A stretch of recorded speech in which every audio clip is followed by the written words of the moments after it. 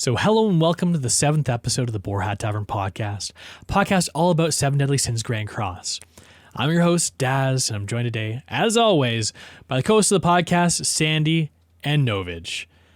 We've got a great show for everyone today. It's unfortunately not quite as ram-packed as last week's because there wasn't really too much that's hitting with maintenance today, but we're going to take a look on and reflect on last week's banner, things we might not have expected out of some of the characters, because I know that myself, Sandyy, and Novage all have some new insights to share. We're going to talk about the new Hell Grey Demon 2-turn strategy that's cropped up and give our opinions on that. I'm going to highlight a featured comment. We're going to start doing that every day now, or every day, I guess. Every time we do a podcast episode, we're going to highlight user comments either from iTunes or YouTube or wherever you happen to be listening to this, posting those comments. We're going to highlight one of those that the users put out there. Sandy's going to give a little bit of a primer on Kelak because Kelak is back. And then afterwards, we're going to talk about the patch notes. Again, they're very minimal today, and some other Netmarble announcements that came out through the week. And we're going to finish off with a round of Jeopardy, a popular segment that we did several weeks back. And we might even have a wager in the play here for the loser having to do something. So we'll see how that goes. But before we get into the show, Sandyy, you getting back to work? Does that mean we're going to have less time for a 7DS? Yes. So, I mean, I'm a little excited to come back, of course, but it's just getting more and more real, and getting back into it it's kind of depressing. I really, I had so much fun kind of creating the content while I was on furlough, and just getting back out there, I guess, and working. As you guys already know, if you've seen my YouTube, that I do work at a theme park. I'm in charge of the food and beverage, but on top of that, I also do events. So, taking care of all of the corporate events or weddings that are coming up. So I coordinate those as well. It's just a lot to look forward to. And I'm hoping that I'll be able to juggle both.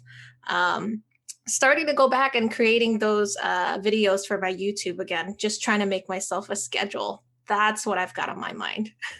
What kind of videos can we expect from you soon? Are you doing a Kelak video? Yeah, I just recorded my run actually earlier today for Kelak on Extreme. Wanted to get, that 7,000, but I got about 6,400. So something for my channel to look forward to. I'll be uploading that either by tonight or tomorrow. And Novage, we missed last week talking about the fact that there was a new equipment re-rolling UI for now you can see all the 5 different substats and re-roll them all at once. I hear you've been having a little bit too much fun re-rolling. Yeah, I missed it. We all missed it, or they snuck it in. I don't remember seeing anything on that. It's been very helpful to get equipment re-rolled fast. You go through resources, so I'm sure that's a plus for Netmarble. I'm thinking you have the need for more resources, but having so much different equipment, especially for Guild Wars, having the time to roll those all at once was definitely time consuming. So this definitely helps a lot. I was able to kind of get a lot done in a short period of time. It's nice, a lot of the changes they've made over the past couple of months just to get rid of that repetitive fatigue. The old awakening system, I can't even imagine if we still had that going on, trying to get something a piece of equipment to 5-star plus 5. That took forever. Now it's so nice and quick, and now the re-rolling's nice and quick. Things are really coming along. Now we just got to figure out a way that we can use skip tickets on demons. And I think that my life would be perfect because demons still takes way too much of my time. All right, well, let's jump into this show. So I said off the top, one of the things we're going to talk about, because there's no new characters this week, is just looking back on the characters from last week and seeing if we have any new insights on those characters that we might want to talk about. Sandyy, of the new characters from last week, is there anyone that jumped out at you as being something maybe you didn't expect or you're having more fun with? Yeah, I Blue Valenti was that unit for me because I pulled her only to use her in Final Boss, but I mean, I made UR gear for her, and I actually threw her into Guild Wars on my attacking team, and it wasn't bad. I mean, her detonate card, if you choose to just use that at the right time, it does a lot of damage.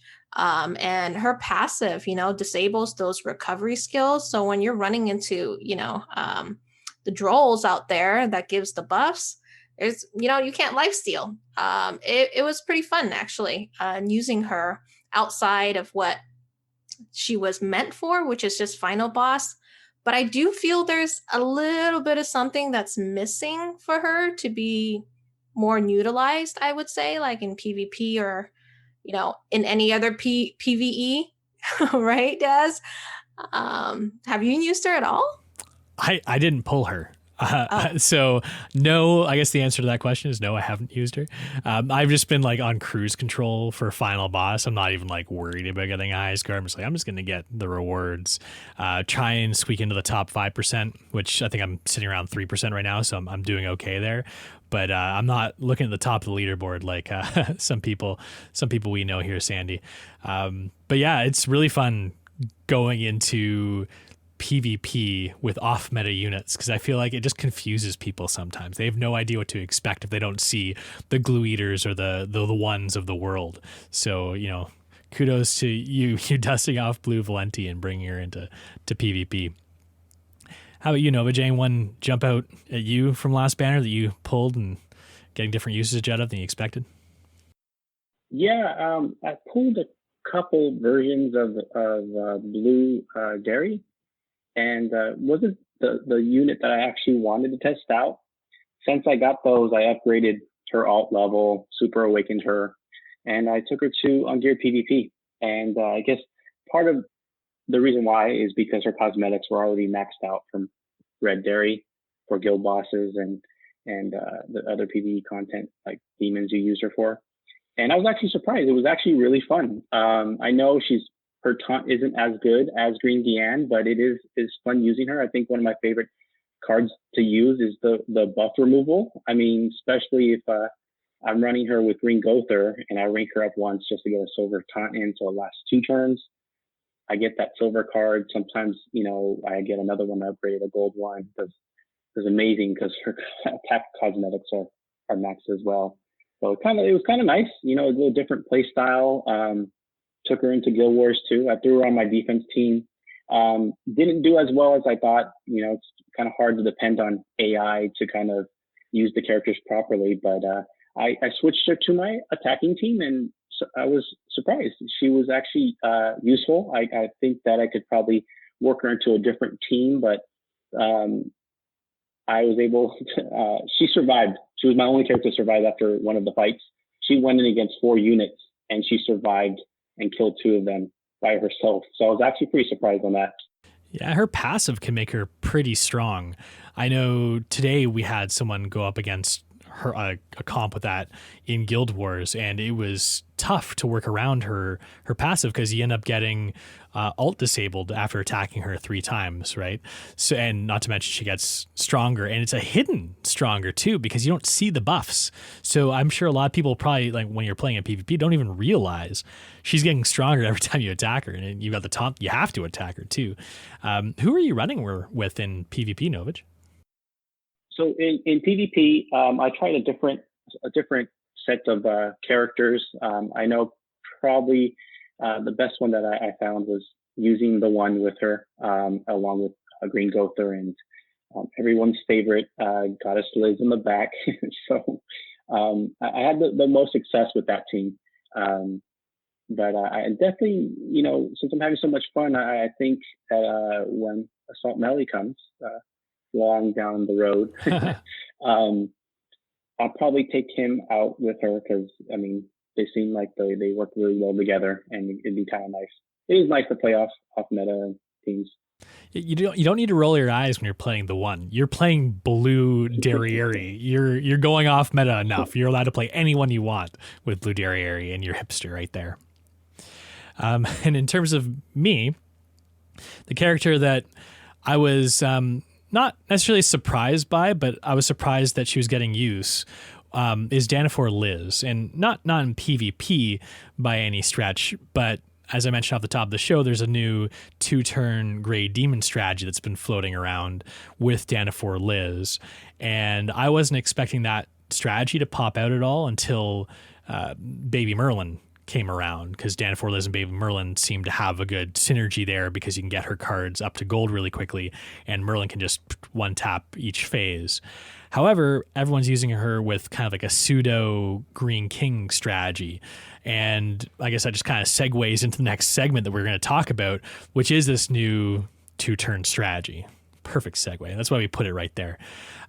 So basically the way this strategy works, and props to Chixu, who has a video on it. He was our guest a couple weeks ago, a friend of the show. What happens is one side, one player will bring Danafor Liz, Gother, Green Gother, and King. That side's King is your damage dealer, because the other side would typically bring King and 2 buffers, Helbram and Gilthunder. So on the first turn, Danafor Liz ranks up her sides. She doesn't rank up everybody's. She just ranks up her players' cards. The Gother will play his silver buff, so it gives everyone a rank up automatically. And then the other team would play 2 silver, like Helbram and a Gilthunder buff card. And then the Kings just start going to work. You have to actually eat crit chance food, because King with low alt gauge actually has pretty poor crit chance, and you kind of rely on critting here. You get a little extra because of the Helbram buff too. And it's not too hard, and it's fairly reliable to crit and finish phase 1 in 1 turn. But if you don't have an extra King card, phase 2 can get a bit more difficult. And if you don't get that RNG to fall in the right place, your buffs wear off because you only have them for 2 turns because they're silver. And I find it actually ends up taking longer. Not to mention that too, one of my big gripes about this strat is that no one really knows how to run it properly, myself included. Like, I'm not like just pointing fingers at anybody else. Like I sometimes am like, what do I do now? Like, this isn't working as well as I hoped. And anytime you get a strategy like that, and there's been strategies that crop up from time to time for demons to be like, oh, this one's like it's a little bit faster because you move cards instead of using them, so the animations are quicker. But like, no one else out there who you're going to partner with, be it in your guild or randoms, they're not going to know that strategy, right? I think it just makes more sense to go to the reliable strategy. It's kind of the accepted strategy.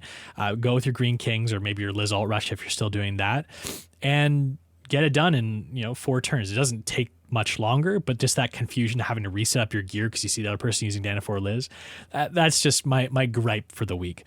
Put that Danafor Liz in your back pocket, bring her back out in a month or 2, because she will be useful again, but you don't need to squeeze it out now. Anyways, that's my 2 cents.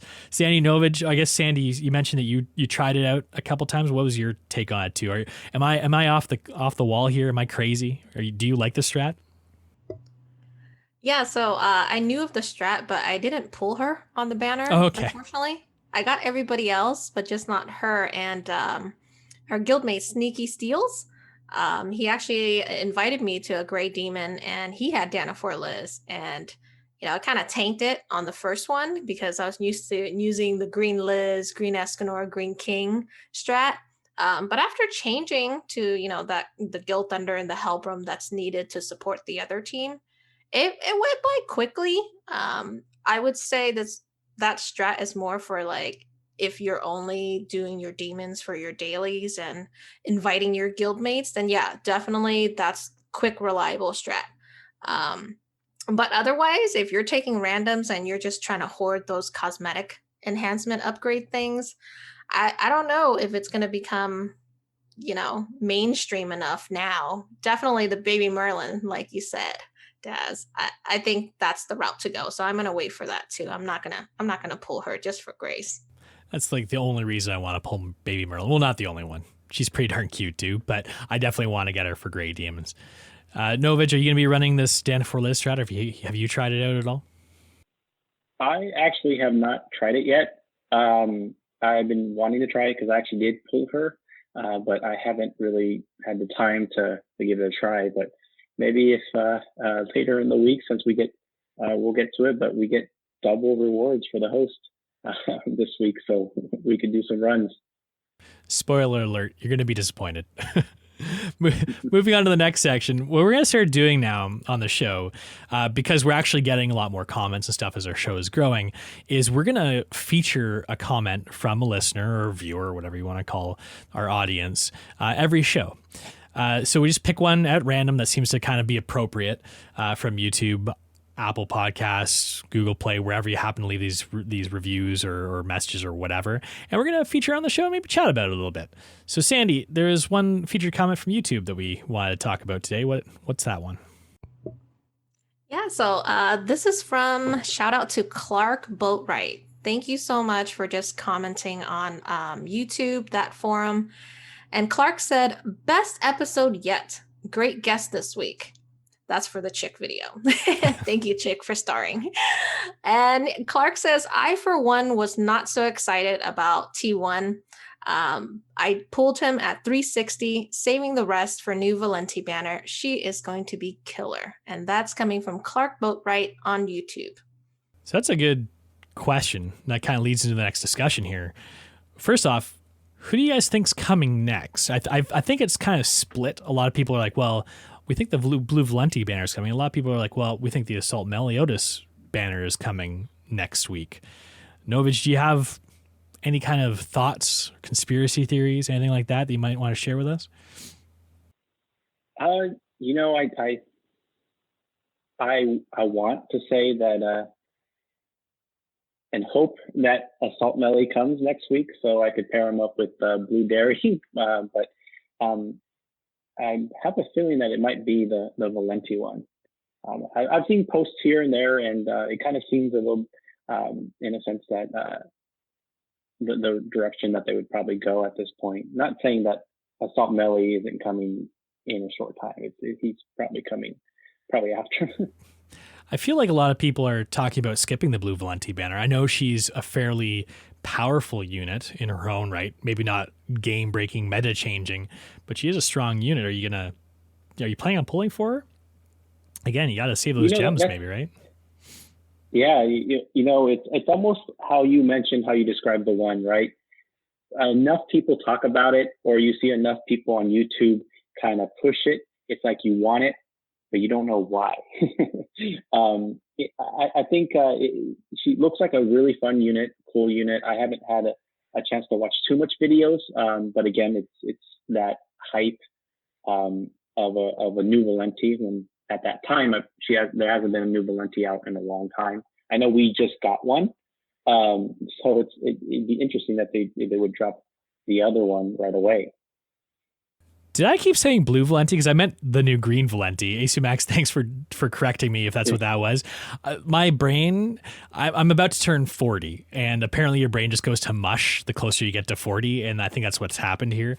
But yeah, I did mean the new green Valenti that's supposed to be overpowered. So yeah, thanks for making that correction. And that this goes on par with us making one big mistake per show. So that means we just got it out of the way.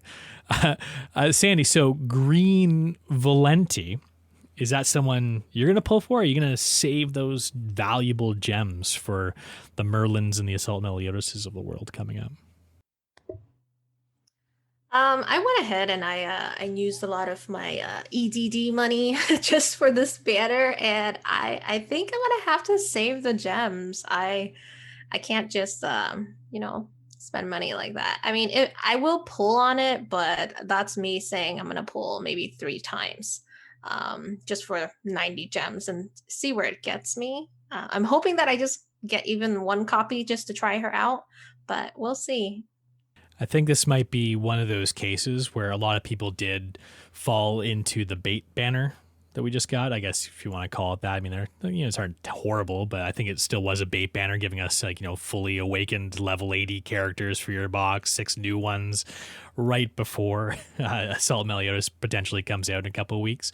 So I think that a lot of people will be like a little scrounging for those gems, a little panic, right? Especially if Green Valenti comes out next week, they might just skip it, knowing that Assault Meliodas is likely the banner afterwards, if he's not the one before. Okay, so now we are going to jump into the patch. Kelak. we're going to talk about Kelak a little bit. We were going to talk about the patch notes now, but the actual patch notes drop in 10 minutes, so we might try and do this almost kind of on the fly here. But we're going to talk about Kelak a little bit, and Sandyy, the guild boss queen, is going to run us through what you should be kind of expecting on Kelak, because I know I've forgotten what to do. Sandyy, what should I be doing for Kelak? Yeah, so Kelak's back again. Just reminds me of the NSYNC song. Oh, I was gonna say Backstreet Boys. I got my early 2000 boy bands mixed up, I guess. Well, Kelak, he's the first guild boss we were all exposed to, right? And we've come a long ways in terms of like teams. From using when Kelak first came out, it was Green Jericho, that strat. But right now, the hard to play strat for hard and extreme, it's going to be that Green Gother, Dairy Queen, a latte, and Blue Easton. And replacing the Beaston with Green Hellbrum or Gustav on the free strat for hard. One thing is that, remember, Kelak is an RNG based patience guild boss if you want that high score. That's only for like the tryhards out there. Expect that. It's going to be easy to clear him because since he was the first guild boss, he wasn't designed as well. I feel like some of the characters, they hit him way harder than they do for like Einik or Akumu. And so where we left off, right? That's where we left off. And new changes since then for the people who really want max score. I can't speak today, guys. I'm sorry. It's just subbing Sariel if you have him 6 out of 6, and sub him on Dairy Queen instead of Melly for his grace on Dairy. I would say that subbing Sariel, that's going to change up things of scoring higher on hard, because with Sariel, if a crit strike occurs from a skill used, it ignores 50% of the enemy's defense. So his grace is really going to help Dairy with that crit. She's just going to ignore Kelak's defense. Then on normal, right, you can still run the Hellbrum Alate strat on that, but the free strat definitely is easier since it is challenging to kind of stack Dairy Queen's buffs, because he just takes way too much damage, right? And just moving on, of course, there's the hard to play strats, then there's the free to play, right? Can you do it without Green Gother and use Red Gother? Yes, of course. And I think I saw a chick post a video earlier for that. I haven't watched it yet, but what it will take is that it's going to take some investment to raise his resistance in order for him to patience. That's to proc his passive. That's Red Gother for free to play versus the Green Gother, right? I myself have not confirmed this, but our guildmate actually, Kanto, suggested that it might be you're aiming for over 120% in resistance rolls for Red Gother to patience. It's that using Red Gother, that's not going to net you the high scores as Green Gother, which causes people to look at, alternate teams. For you, Daz, do you think like Green Gother is just overused? Would you try? Well, the nice thing about Green Gother is that I almost feel like it's easier to pull off the strat in terms of equipment. I remember doing it with Red Gother prior to Green Gother coming out, and getting that patience can be a frustrating experience because not only is it a very high defense threshold, but also the high resistance threshold that you mentioned too. And as you move up from normal to hard to extreme, that gets harder and harder, and you got to get a little bit more luck along the way. Getting those 5 passive stacks on Gother, and just so everyone knows, you get bonus attack, not attack related stats, to all your allies. If he doesn't get attacked and patience in counts, is not getting attacked, or he doesn't take damage. So you can get quite a bit more damage out of Derriere's ult, because you can have, I don't know what it caps out at, something like maybe 35%, somewhere around there anyways, extra attack on Derry. But the nice thing about Green Gother is that it doesn't rely on that RNG. You go in, like, you are a bit more restricted on the comps because you can't have two allies of the same race. But oh man, like it makes it easier to crit because it's attack related stats with Green Gother. It gives you also attack. It's made the boss more annoying in a lot of ways because now you have to worry about critting the boss, whereas with Red Gother was next to impossible, or at least just not feasible, I guess. It's still tough, but now it's just something that like everyone has to do if you want to get those high scores. So I kind of wish Green Gother didn't exist for this. To make it, I'm really answering this in a very long fashion. I wish that Green Gother was like a banned unit or something on this, because I think it would make it a little bit less crazy of a comp, because then you don't have to worry as much about critting after you get all those stacks on Dairy. You just have to worry about getting the stacks in the first place. Yeah, agreed. But, for free-to-play players, they're going to look for that alternate team, right? And if you're not trying to go for the hard to play, trying to go for the high score, and you just want to get over 6K just to get your rewards, another alternate team that you can use is Red Gother, Dairy Queen, unfortunately. So you're going to need her. Red Merlin and Green Hellbrum. So it's similar to the Gustav free strat, but you can choose, pick your poison, Merlin or Gustav. Both of their frees almost does the same. Great thing about this team is that you can actually use them for all 3 difficulties. So you don't have to like switch things around. It's easy. I wish Netmarble would give us more teams for us, just to memorize. I'm tired of switching from my Akumu to my Kelak. I have to screenshot it, right? I'm like, what did I do again? Or I go back to my YouTube videos. But so with that team, again, you can net over 7K, get your rewards. And it also, if you don't have Dairy Queen, then just switch her out for the Green Jericho. Go back to that strat. Just get your rewards. Those are for free to play players. But if you're looking for hard to play, high score, getting over, 17K points, I think it's 20,000 or 19 is the highest I've seen personally. But that's where you'll need to go. And in closing, 2 major things for you guys to really keep in mind is that for all the strats, whether it's hard to play that you choose to play or free to play, you're going to have to juggle everyone's cosmetics and their gear, but your damage dealer. So you're going to need to put like common gear for their top 2 equipment and possibly remove weapons cosmetics from whether it's Gother or, Hellbrum, so they don't do damage. You want Dairy Queen or Green Jericho to be the ones doing damage. And the reason for that is because you don't want to overkill Kelak, because he's really easy to kill. Okay. In some cases, you're also going to have to remove the subs. Okay. So remember that. And pro tip as well is that Tarmiel is actually a great sub for anyone on the team for his grace of healing after taking damage, except for Dairy or your damage dealer. So that's pretty much it for Kelak. I'm going back to recording videos. I have one already done. I just need to set that up and upload it on YouTube for you guys. Oh man, you just blew my mind there. I didn't even consider using Tarmiel as an association. That healing can be broken on things like Guild Boss. Like one of the problems that I always had on Extreme was keeping Hellbrum alive, using him in the comp, because he doesn't do as much damage, say, as Easton does, but fills a similar role. But I'm like, well, wait a minute.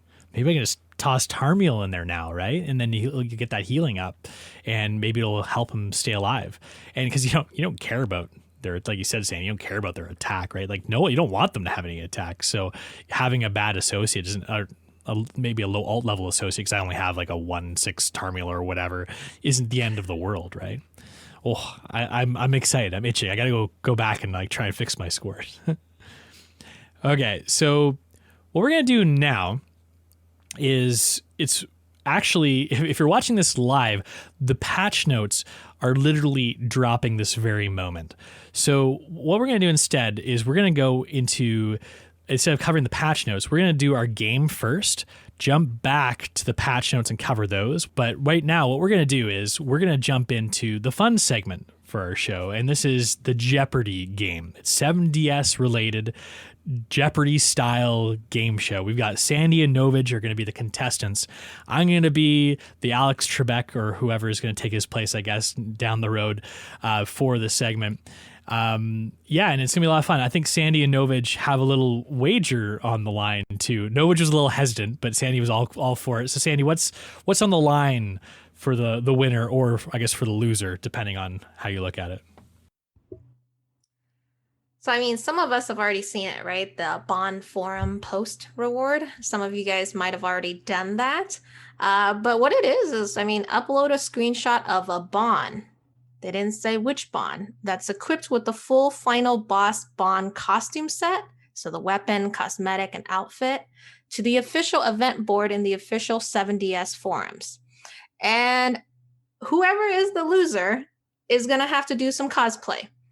And they're going to post that on the forum.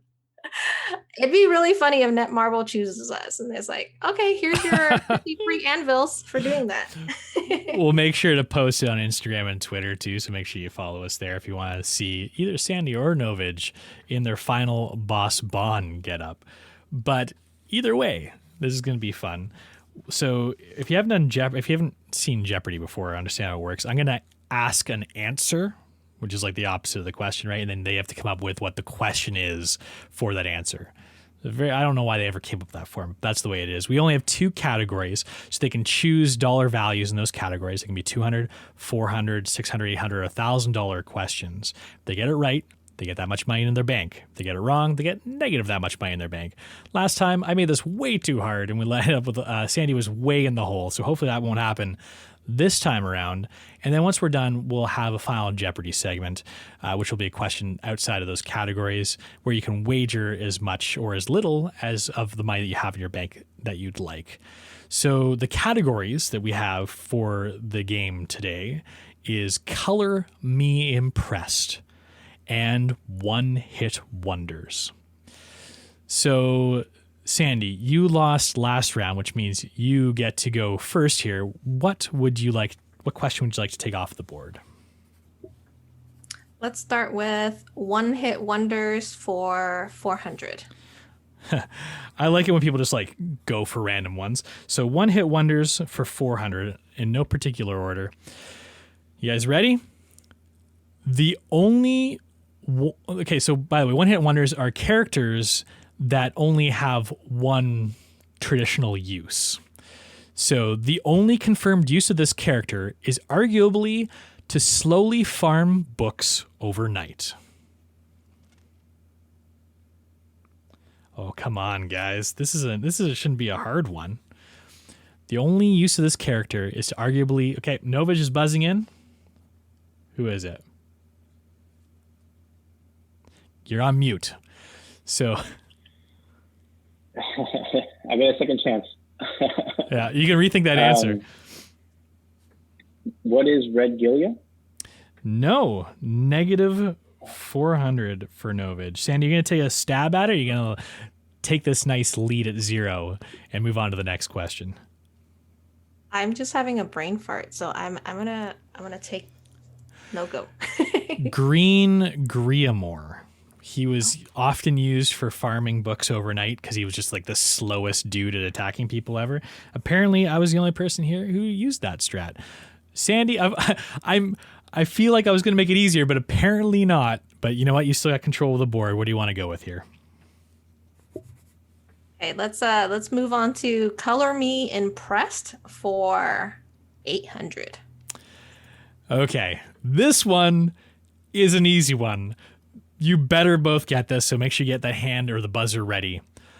Although Howlix is crimson in color, you'd never guess that this is his actual attribute color. Sandyy. He is green. Yes, and it's sad that you had to think about it. What is green? What is green? Sandyy, you are miles ahead. Mathematically, infinite times ahead of Novage because he's in the hole and you're at 800. But you do, again, have control of the board. Where would you like to go next? Let's try to keep score. Let's go back to one-hit wonders for 200. Okay, yet another easy one. This character was made for Final Boss Spawn. Sandy. Blue Valenti. That is correct. What is Blue Valenti? I need to. Don't worry. I'm not so stickler about this. I'm going to dock points if you don't put it in the form of a question. Novage, you prepping your Bond outfit because you are quickly falling behind here, sir. Sandy. I still got a chance. You still do. There's always Final Jeopardy. Sandy, you've got control of the board. Let's do Color Me Impressed for 600. If you keep Gother out of the conversation, this is the only male character in the game that has sandy pink hair. Sandy. What is Guild Thunder? That is the correct answer. Brings you up to $1,600. Okay, Sandy, you're gonna like run it here. Novage, you're making Novage nervous. I can see him sweating. So, what is the next one you're gonna take? Let's do Color Me Impressed for 200. That one is still available. Yep. This is one of the main colors in the Seven Deadly Sins Grand Cross logo. There are 3 correct responses. Oh, that was tight. Novage has got his hand up a little bit more authoritatively. You guys are pretty quick there. We'll go to Novage first. Novage, what is the answer? Orange. Orange is one of the correct responses. We would have accepted orange, yellow, and arguably red. Because that's in there a little bit too. So, anyways, that was supposed to be a warm-up question. I was expecting you guys to go there first, but either way, Novage, you are less negative with negative 200, but that also gives you control of the board, sir. So, where are you going to go next? Can we go? Is One Hit Wonders 800 available? It sure is. One Hit Wonders for 800. This other Danafor citizen lost his use once Hell Demons came out. Oh, Novage. Is it a Kane? Danafor Kane, that's correct. You are now positive 600. So we've got One Hit Wonders for 600 and 1,000 left, and we've got Color Me Impressed for 400 and 1,000 left. It's getting closer. You're still 1,000 points behind, though, or $1,000, I guess. Let's go with One Hit Wonders for 1,000. One Hit Wonders for 1,000. He is the ultimate one-trick pony. He's only useful to his team when he dies. Oh, that's Novage again. This will tie it up if you get it, Novage. Blue Flower. That's correct. Blue Frowdren. I had to make sure I get the color right. I kind of like going for It's important. Yes, Blue Frowdren is only useful when he dies because he gives his whole team ults. Okay, Novage quickly caught up to Sandy. He was just like giving her the false sense of security, but we are all tied up. That makes this much more interesting than last week, given that we have 3 questions left before Final Jeopardy. Novage, what would you like to take next? Let's see. Is 400 available on Color Me Impressed? It sure is. Cool. Color Me Impressed for 400. I'd love to know your guys' strategy for picking numbers. You're really going all over the board for this. $400, Color Me Impressed. The 2 most rare units in the game, General Helbram and Wilo, are both this attribute color. Sandy. Oh, man. What is blue? That is the correct response. Sandy has 2,000. We always need a timer because some of these, you guys are stretching it. Okay, Sandy, you've got control of the board. You're up by 400 points. We've still got Color Me Impressed for 1,000 or One Hit Wonders for 600. Let's do Color Me Impressed, but for 1,000. Okay, these are the 3 colors. We need all 3 colors in King's hoodie? Novage. Orange, blue, and white. Ooh, I think we're gonna have to deduct 1,000 for you for that one. Not quite, but you missed on the 3 there. Sandy, do you want to take a go at it? I could pass, right? Sure can. All right, I'm gonna win. The strategic pass. So technically, and we would have accepted many different kind of variants because you can kind of go with shades here. But mustard, yellow, orange, somewhere around there, turquoise, and navy. So it's the 2 shades of blue that I think kind of threw you off. He's got the light turquoise, and then his sleeves are like a dark blue. So it's mustard, turquoise, and navy. But we would have accepted a lot of different kind of variations of that. So last thing on the board, one-hit wonders for 600. Novage, you really need this one to stay in the game here, buddy. Here is the answer.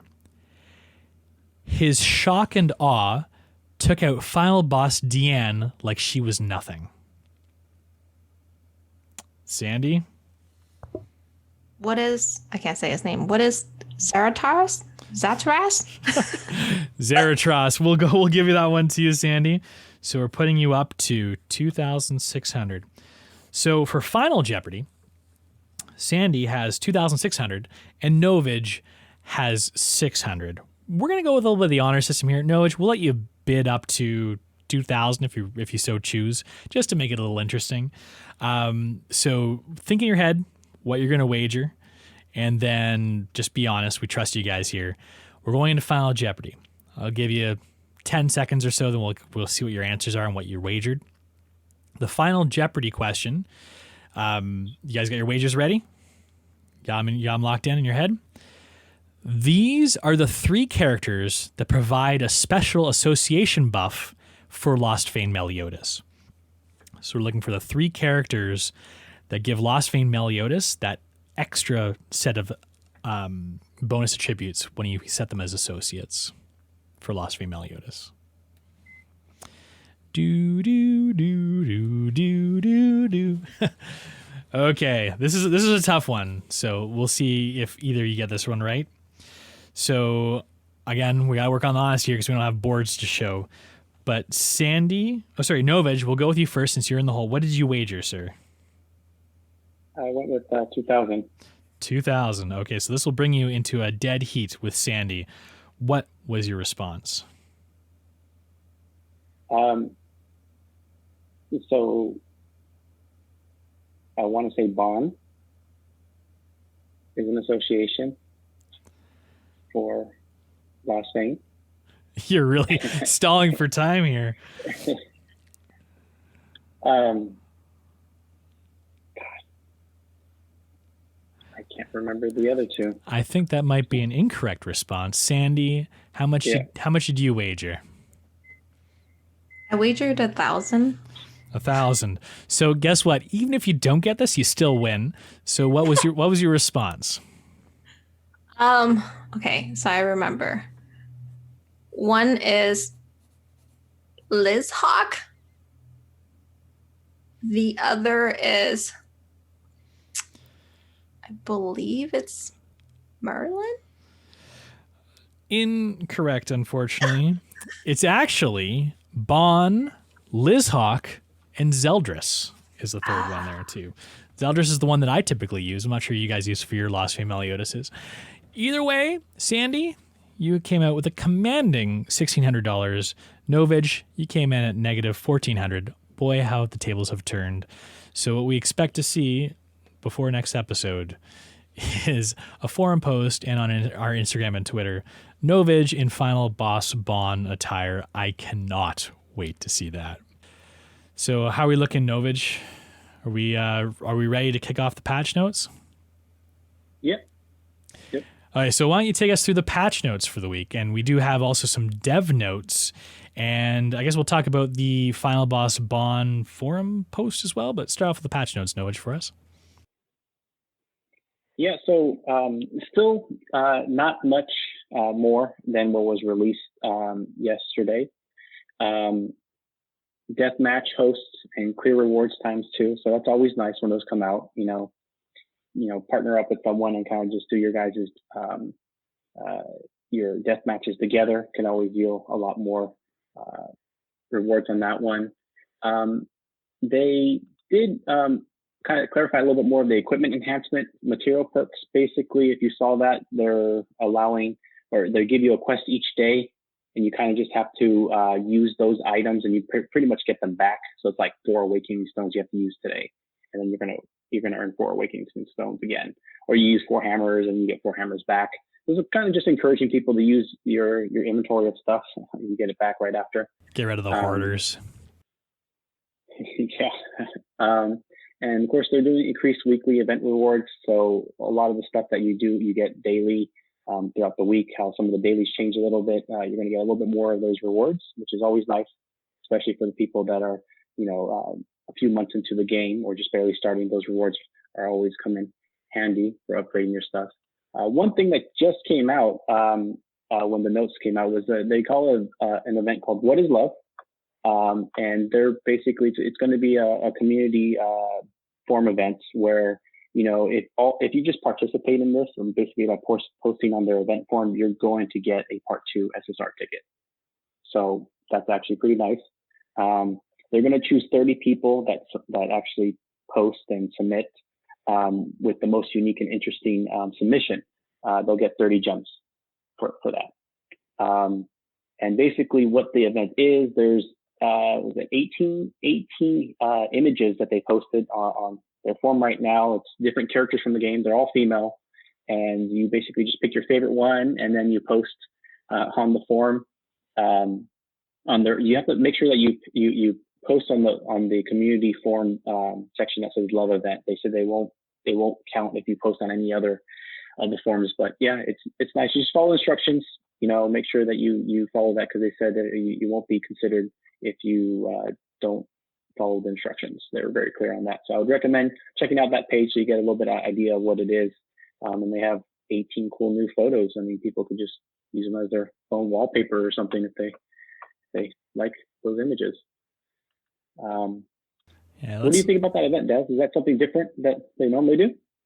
It's neat. I sure hope when people are posting in the forums, they keep it tasteful, because I can see that kind of getting out of hand very quickly, the way the internet is, because the internet can be kind of crazy sometimes, and people like to come out and, I don't know, ruin things for the rest of us. Something that can be well-intentioned can turn to a really bad place very quickly, but hopefully it doesn't. I've got faith in the 7DS community. I think it's neat. I think it's awesome that you can get a free SSR Part 2 ticket.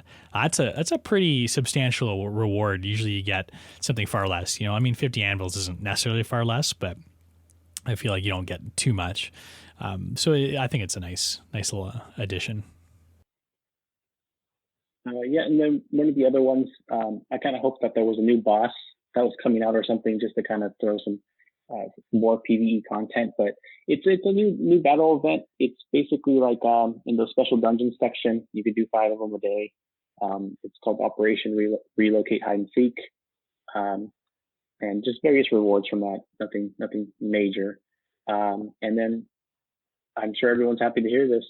0 failures on hammers is here to stay. No more hammers failing for you guys. I know that was a bummer when it happened, especially if you saved up a couple and you get a couple of those happen. You kind of just want to stop. Yeah, I still think that's one of the worst things that they had in the game, is the fact that you could fail on a hammer. Those hammers do not come cheap in this game. Like, getting 5 hammers can be a lot of grinding depending on what content you're getting it from. Outside of the training cave, right? And just seeing that hammer fail, unless Chiksua, I think, is the only person I've ever met who said, "Oh, I like it when it fails, because then you can do the enhancing your equipment faster," or whatever. I was like, "You're crazy. I don't want my hammers failing, even if it makes things speed up because of some weird game glitch." But either way, that's like a million times better. And JP's had that for a long time. I think this is a well overdue quality of life improvement. We have to wait for those success rate up hammer revisal events anymore, because now it's just always on. hopefully they'll take the cue from this and make like equipment salvage events just be on all the time too, because they pretty much are almost always on all the time. I feel like you'll have it on for 4 weeks and off for one, then on for 4 weeks and off for one. So those kinds of things, I think that's the way they're trending. So it'd be nice to see other things too just kind of follow suit in that regard, I think. And another village donation event coming up. It's on the 15th of March, so that's when it starts. And then I'm sure a lot of people saw it, the picture, Tower Row Trials Season 4. So if you weren't able to get your HP title in the last Tower Row Trials, you could try again on this one. I know Sandy has a story about the previous season. You want to tell us a little bit?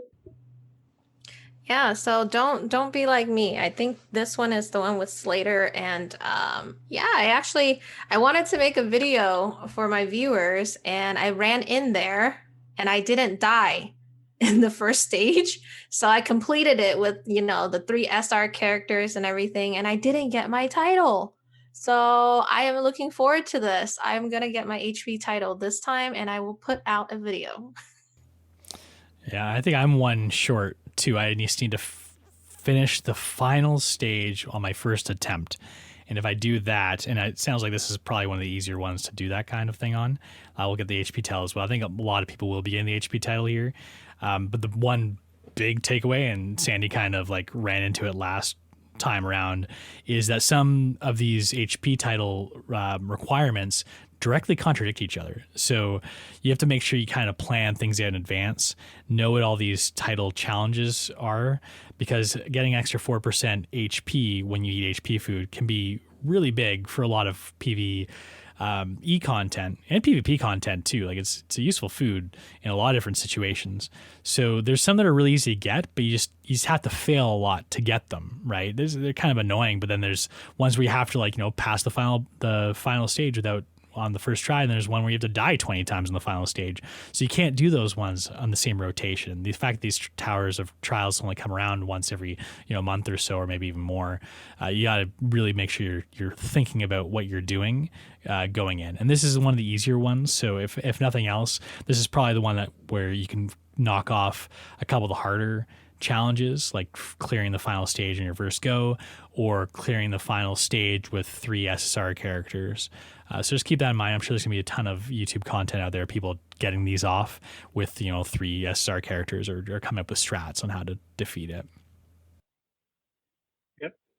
And quick tip for people on that last stage: if you quit before you lose, it doesn't count. So I would give it a try. If it looks like you're gonna lose, and just exit out. It doesn't count towards not beating it on the first try. See, I heard that too, but I tried that last time and it didn't seem to work for me. So I'd be very careful about that one. I mean, if you're going to lose, you might as well try it. But last time, I swear I didn't die, and I only forfeited on the final, I can't remember who it was, like Zaratros, I think.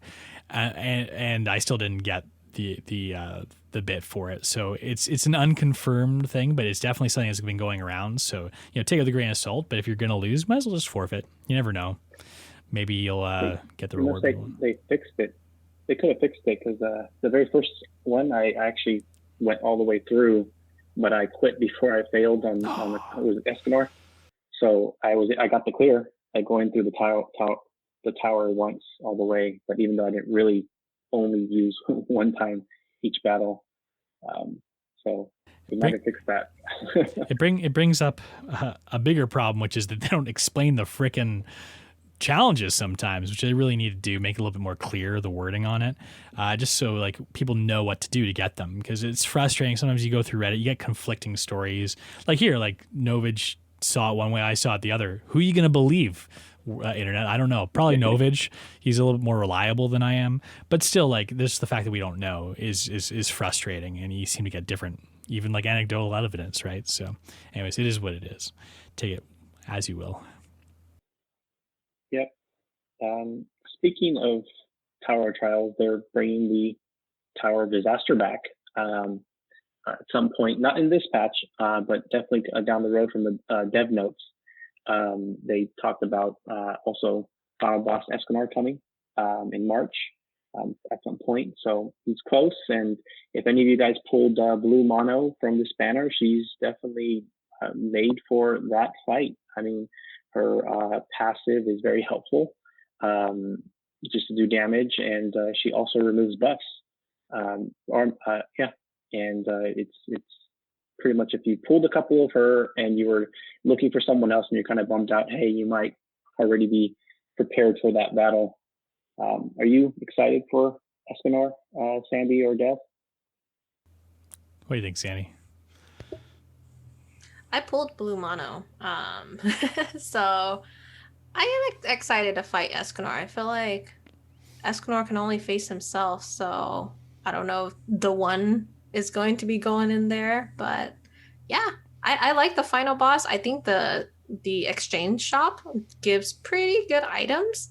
I don't know if they're going to be giving new cosmetics for that, but yeah, I'm excited for it. Yeah, you usually get the new cosmetics that are, based on the final boss you're fighting. So it'll be cool to get a couple extra Escanor cosmetics too.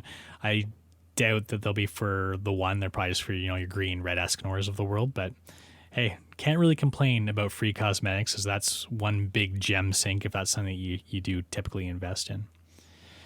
So what about this forum post stuff there, Sandy? What's going on there? The Bond forum post rewards we can get. I kind of went over that, so that's our bet. But basically, Netmarble's going to give us similar to that event with Camilla, where you upload a screenshot of Bond that's equipped with the full final boss Bond costume set. So that includes like his weapons, the cosmetic, and the outfit to the official event board, again, in the 7DS forums. And you get 50 free anvils. And I'm really excited for that because I really want to see Novage pull this off. Yeah, it should be pretty exciting to see. And you know what? I think that's actually about it for the show.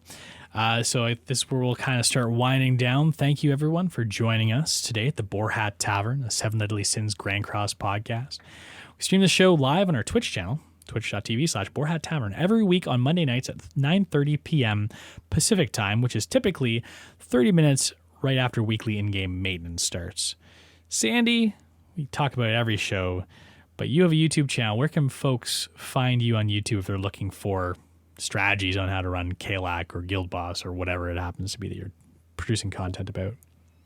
Yeah, so if you want to search me up, youtube.com and /Sandy, that's with a double Y, 7DS.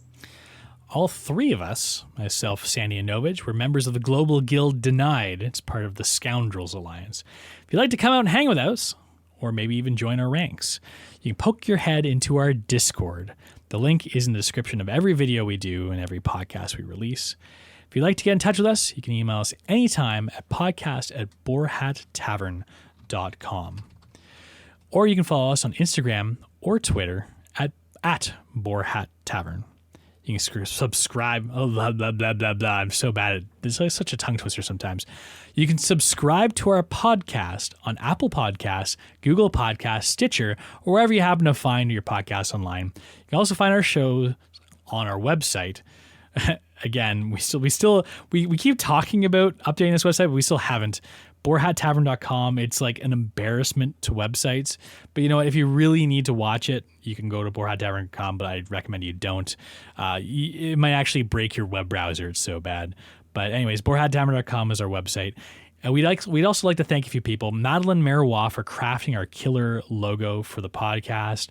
Streetwise Rhapsody from YouTube for composing our awesome cover of the Grand Cross theme song that we used during the intro of our show. And Andre Bobet from ArtStation for letting us use his outstanding 3D renders of the Boar Hat for our pre-live and post-video splash screens. You can find all their work at their websites, which are all in the descriptions, again, of the podcast or the videos that you're watching here. Everybody, thanks for listening. Thanks for listening. Sandyy, Novage, apparently calling it a day is well overdue for me. Thanks for hosting again with me as always. Everybody, have a great week. Bye.